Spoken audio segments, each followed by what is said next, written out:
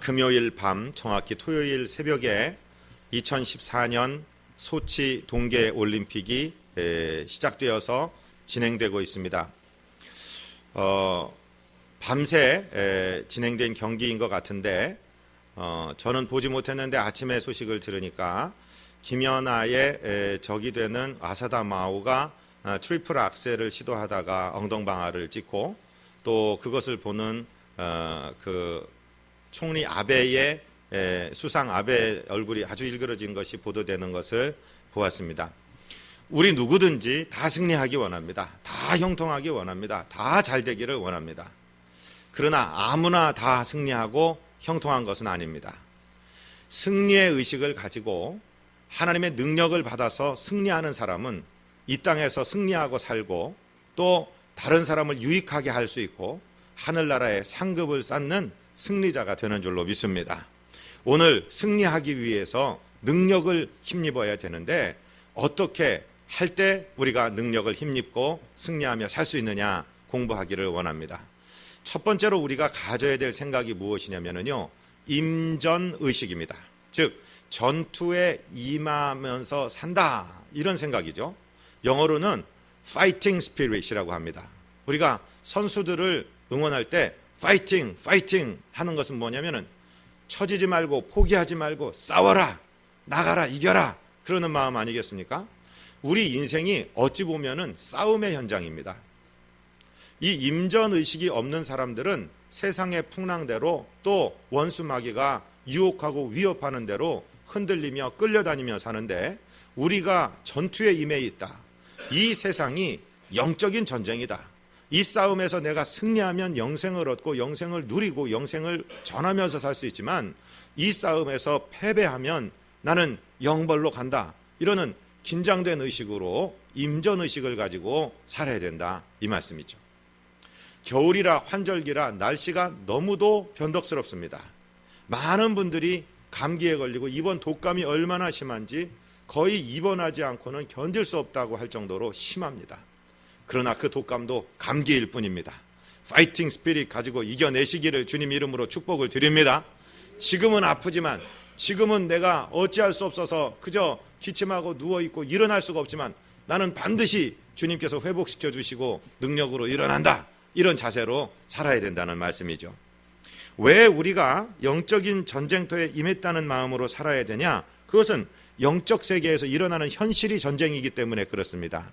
주보를 보시면서 베드로전서 5장 8절을 우리 같이 읽겠습니다.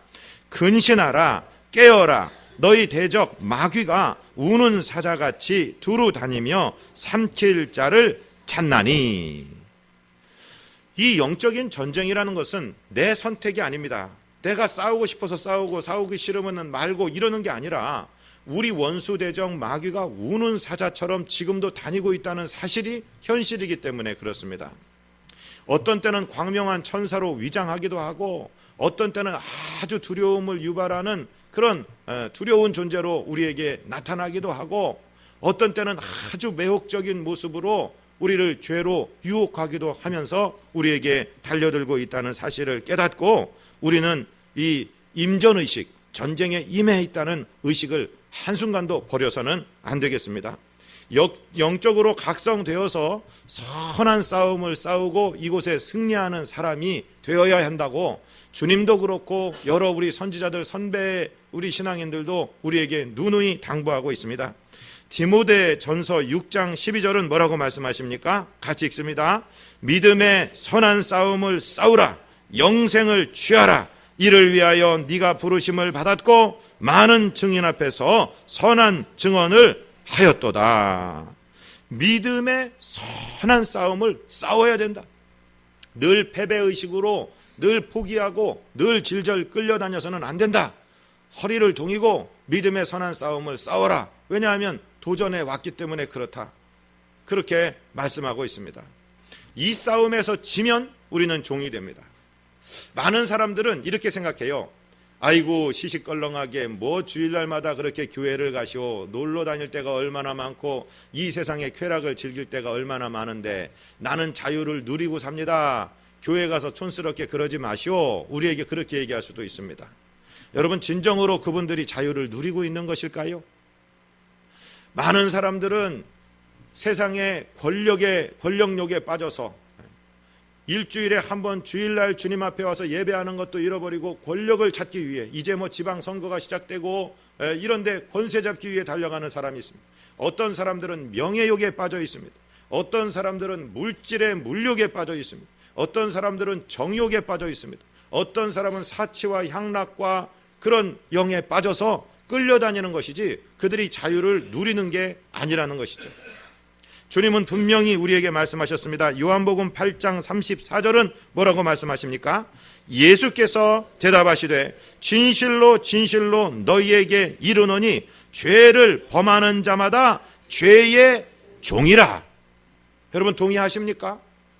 죄가 좋아서 죄를 자기가 지배하고 죄를 즐기는 것 같은데 그렇지가 않아요. 사실은 죄의 종이 되어서 끌려다니는 거예요. 어떤 여자들은 남들이 가진 명품 핸드백을 갖지 못하면 인생에 의미가 없다고 생각해서 그 핸드백을 얻기 위해서 막 끌려다닙니다. 그건 사치의 영에게 종이 되어버린 거예요. 어떤 사람들은 도박의 영에 빠져서 도박을 하지 못하면 살지를 못하는 사람들이 있어요. 그것도 도박에 중독된 중독의 영에 끌려다니는 사람이, 어떤 사람은 술에 중독되고 어떤 사람은 쾌락에 중독되어서 자기가 술을 즐기는 줄과 그 쾌락을 즐기는 줄로 착각하고 있지만 술과 쾌락이 그를 사로잡아서 끌고 가는 것입니다. 사도 바울도 로마서에서 똑같은 말씀을 하고 있습니다. 6장 16절 뭐라고 말씀하십니까? 너희 자신을 종으로 내주어 누구에게 순종하든지 그 순종함을 받는 자의 종이 되는 줄을 너희가 알지 못하느냐? 혹은 죄의 종으로 사망에 이르고 혹은 순종의 종으로 의에 이르느니라. 아멘. 우리가 지면은 그것의 종이 되는 거예요. 끌려다니는 거예요. 죄에게 지면 죄의 종이 되어서 죄의 병기로 사용받는 것이죠. 한 젊은이가 있었습니다. 사단이 와서 유혹을 합니다. 힘들게 일하지 말고 내 제안을 한번 받아들여라. 여기 10개의 병이 있다. 이 10개의 병에는 달콤한 음료수가 담겨 있어. 달콤한 와인이 있는데 그 중에 하나에만 독이 들어있다. 네가 그것을 선택하는 날은 죽는 것이다. 그러나 9개의 다른 병을 선택하면 너는 쾌락을 마실 뿐만 아니라 내가 너에게 네가 원하는 돈을 주겠다. 네 젊음을, 청춘을 즐길 수 있는 돈이다. 젊은이가 일을 하기 귀찮고 생각해보니까 까진 넘어고 90%의 확률이 있는데 이걸 왜 못하나? 그러면서 그래, 네 제안을 받아들인다. 그리고 병을 하나 선택해서 따서 마셨습니다. 다행스럽게도 독이 들어가 있지 않은 달콤한 와인잔이었습니다. 그리고 큰 돈을 받아가지고 사단을 떠납니다. 그 떠나가는 뒷모습을 보며 사단이 얘기합니다. 너는 반드시 내게 다시 돌아오게 되어 있다. 열심히 그 돈을 가지고 친구들하고 흥청망청 쓰고 지냈습니다. 그런데 그 돈이 오래 가지 못했습니다. 다시 사단의 제안이 생각났습니다. 아직 그래도 9병 중에 하나니까 9분의 8의 확률이 내게 있는 거야. 나는 다시 한번 가겠다. 다시 왔어. 그래, 잘 왔네. 고르게. 그리고 또 다행스럽게도 와인잔을 고르고 마시고 또 돈을 가지고 갔습니다. 그렇게 시간이 지났습니다. 마지막에 2병이 남았습니다. 이제 확률은 50%다. 나는 이제 거의 다 늙었다. 앞으로 살 수 있는 날도 별로 많지 않을 것 같다. 여기서 무슨 일을 다시 시작할 수 있나? 다시 그에게로 가자. 잘만 되면 내가 이번에도 와인잔을 고를 수 있는 거야. 그러면서 병을 집어들었습니다. 그런데 정말 다행스럽게도 와인잔을 고르고 마시게 되었습니다. 봐, 내가 이겼지. 나는 이렇게 하나밖에 남지 않은 이 독병을 남겨둔 거야. 내가 이긴 거야. 그러니까 마귀가 껄껄 웃으며 얘기합니다. 애초부터 독병은 없었어. 너는 이 쾌락의 종이 되어서 너는 네 인생을 낭비한 거야. 내가 이긴 거야. 마귀가 말합니다. 이 세상 사람들이 진리를 모르고 그저 죄의 종이 되어서 자기가 어디서 와서 왜 살며 어디로 끌려가는지도 모르고 그저 쾌락의 삶을 살아갑니다. 죄의 종으로 살아갑니다. 한 번도 정신 차려서 내가 영적인 전쟁의 현장에 임하여 있구나. 내 인생 이렇게 낭비하다가 내가 주님 앞에 설 수나 있을까? 한 번도 생각하지 못하고 살아간다는 것이죠. 오늘 우리는 주님 전에 예배하러 내 인생의 주인이 내가 아니고 주님이시며 나는 전쟁터에 임한 사람으로 하나님의 능력을 받지 않고는 살 수 없습니다 하고 고백하며 달려나온 이 발걸음, 하나님께서 기뻐하시는 줄로 믿습니다. 오늘 주일뿐만 아니라 나머지 세상에서의 삶을 살면서도 내가 영적인 전쟁터에 임하여 있다, 내가 반드시 승리해야 한다는 이 임전의식을 가지고 살아가 승리하는 저와 여러분 되시기를 주님 이름으로 부탁을 드립니다. 그런데 이 전쟁에서 오늘 본문에서 굉장히 중요한 단어 하나가 무엇이 나오냐면요, 어떠한 진이라고 오늘 해석이 되어 있는데, 오늘 우리가 읽는 개역 개정판 전에 우리가 몇 년 전까지 같이 읽었던 개역판에는 오늘 본문 고린도후서 10장 4절이 이렇게 기록되었습니다. 제가 읽어볼 테니까 들어보십시오. 우리의 싸우는 병기는 육체에 속한 것이 아니요 오직 하나님 앞에서 견고한 진을 파하는 강력이라, 이렇게 쓰여 있습니다. 개역개정에서는 어떠한 진이라도 파하는 능력이 하나님의 능력이다 이렇게 되어 있는데, 거기서는 개역성경에서는 견고한 진이다, 영어로는 strongholds라고 얘기하고 있습니다. 우리 자녀들을 위해서 제가 영어로 한번 읽어볼까요? The weapons we fight with are not the weapons of the world. On the contrary, they have divine power to demolish strongholds. strongholds라는 것은 무엇이냐면은 아주 견고하게 쌓여있는 요새나 산성 같은 것을 말합니다. 군대들이 진쳐 있는 것을 진이라고 얘기하죠.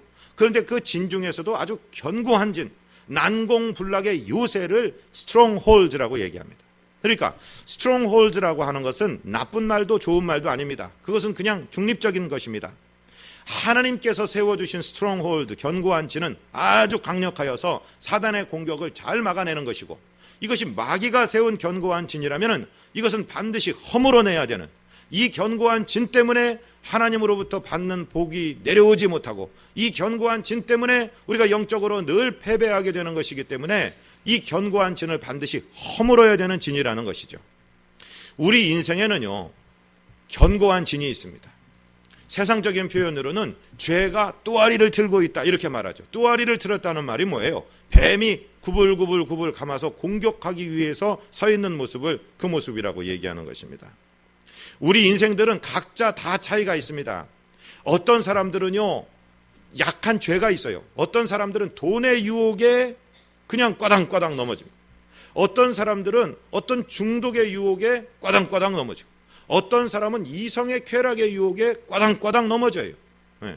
다 약한 것이 있어요. 어떤 사람은 혈기를 막지 못해서 자기 혈기 때문에 자기가 넘어지는 경우가 있고, 어떤 사람은 늘 우울하고 염세적인 생각 때문에 자기를 늘 그렇게 실패하게 만드는 경우가 있는데, 이것들이 아주 강하고 견고한 진을 형성하고 하나님과 우리 사이에 딱 걸려 있어가지고서 하나님이 위에서부터 부어주시는 복을 받지 못하게 만들고 계속 거기에 걸려서 넘어지고 실패하고 함정에 빠지게 만드는 것인데, 우리는 신앙생활의 승리를 위해서 이 견고한 진을 반드시 무너뜨려야 될 줄로 믿습니다. 여러분, 이번 2월 달에 기도를 통해서 이 진을 무너뜨리게 되시기를 주님 이름으로 축복드립니다. 무너지게 되어 있습니다.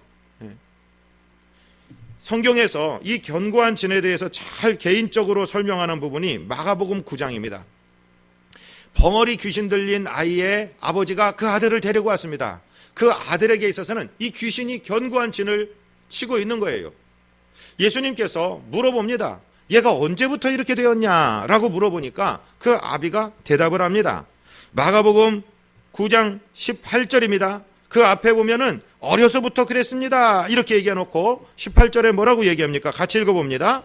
귀신이 어디서든지 그를 잡으면 거꾸러져 거품을 흘리며 이를 갈며 그리고 파리해지는지라. 내가 선생님의 제자들에게 내쫓아달라 하였으나 그들이 능히 하지 못하더이다. 어려서부터 이 아이에게 이 귀신이 들어와서 견고한 진을 치고 있는데, 이 견고한 진에서 어떤 일이 일어났냐면은 그 발작을 일으키는 그 영이 얘를 확 잡는 순간에 거꾸러져 버려요. 아무 죄가 없고 그냥 깨끗하고 어린 아이가 거꾸러져서 입에 거품을 흘리며 발작을 한다는 것이죠.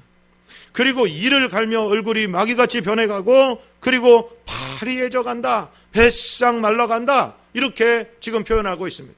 그런데 이 견고한 진이 얼마나 강한 것인지